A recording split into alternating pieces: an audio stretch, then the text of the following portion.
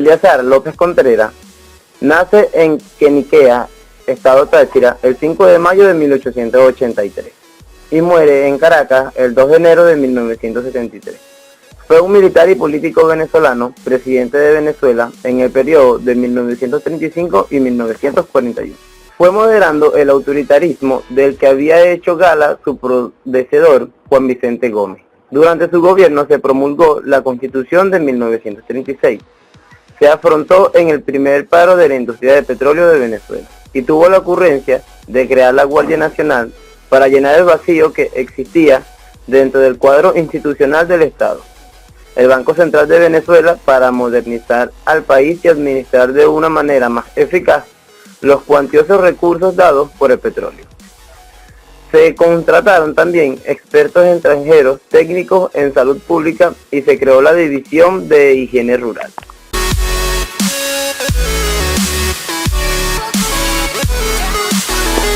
A la muerte de Juan Vicente Gómez, un militar de Montonera, el 17 de diciembre de 1935, se abre la posibilidad cierta de incursionar en un sistema democrático, la vida republicana.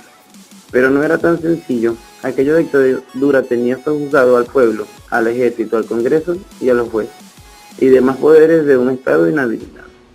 Cualquier similitud con caso posterior es pura coincidencia. Era una dictadura atroz. Su gobierno nepótico, autócrata, corrupto y opresivo al extremo no permitió oposición, a la cual persiguió brutalmente y no aceptaba reconciliación.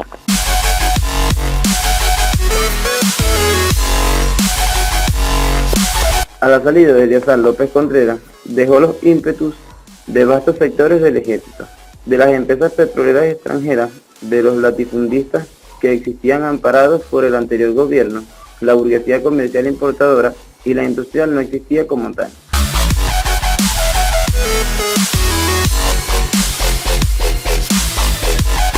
El general Eleazar López Contreras fue designado presidente de la República el 1 de enero de 1936, para completar el periodo del fenecido Juan Vicente Gómez. Luego fue electo presidente constitucional para el periodo de 1936-1942. Los que canalizaban el descontento general eran los estudiantes de la FEB, los nuevos partidos políticos y sus dirigentes recién salidos de la cárcel o regresados del exilio, los sindicatos y los intelectuales. Después de 1937, López Contreras endureció su posición y reprimió a grupos democráticos como Orbe, el PND y los comunistas.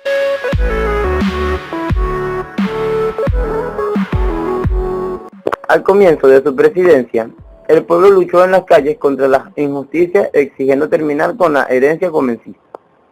También se establecieron nuevas instituciones, como el Instituto Pedagógico Nacional, la Oficina Nacional del Trabajo, el Ministerio de Agricultura y Cría, el Ministerio de Comunicaciones, el Consejo Venezolano del Niño, el Banco Industrial, la Oficina Nacional de Cambio y Control de Exportaciones, y finalmente ya en 1940 el Banco Central de Venezuela. Y un acto de gobierno que en la posteridad ha rechazado un inicio que ha habido quien lo justifique, que fue el de la firma del Tratado de Límites con Colombia el 5 de abril de 1941, mediante el cual se perdieron 108.000 kilómetros cuadrados de nuestro territorio venezolano. También se desarrollaron luchas sociales como la huelga nacional de los trabajadores petroleros, las protestas de los empleados y obreros de las ciudades y las luchas de los campesinos sin tierras que exigían una reforma agraria y el fin del latifundismo.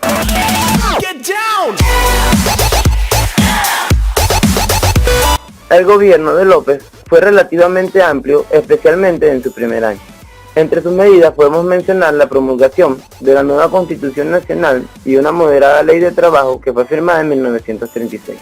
Asimismo, el programa de febrero de ese mismo año y el plan trienal de 1938 para el progreso económico.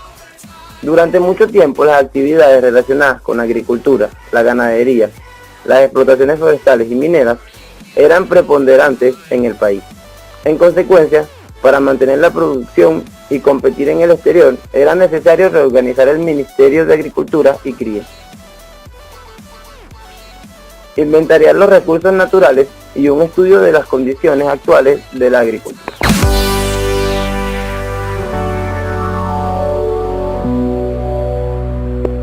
Este aspecto establecía como tarea fundamental la lucha contra el analfabetismo, la organización de la educación primaria y normal, la organización de los liceos, creación de institutos pedagógicos para la preparación de profesores de liceo, creación de escuelas de artes y oficios y la reorganización de nuestras dos universidades con inclusión de facultades de ciencias económicas y sociales, ayuda a las sociedades científicas y educacionales, creación de un instituto politécnico y un Consejo Nacional de Investigación.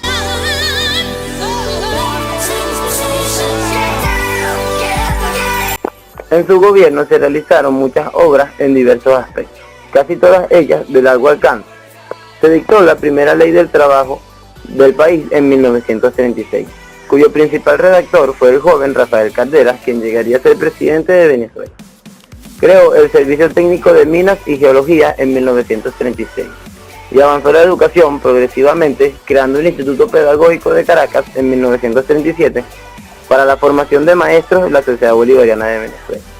Además, creó el Cuerpo de Bomberos de Caracas el 5 de julio y la Guardia Nacional el 4 de agosto de ese mismo año. El 19 de enero de 1937 decreta la fundación de Ciudad Ojeda como un núcleo para albergar a los habitantes de la población paratífica de Lagunillas de aguas destruidas por un pavoroso incendio en 1939. Luego se inaugura el Museo de Bellas Artes y el Museo de Ciencias en ese mismo año.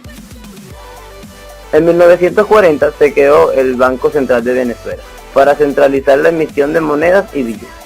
Creó el Instituto Pedagógico Nacional, la Oficina Nacional del Trabajo, el Ministerio de Agricultura y Cría, el Ministerio de Comunicaciones, el Consejo Venezolano del Niño, el Banco Industrial, la Oficina Nacional de Cambio y la de Control de Exportaciones. Se firmó el Tratado de Delimitación de Fronteras con Colombia en 1941, que selló las diferencias en torno al territorio de Río de Oro, La Guaira y la cuenca del río Orinoco.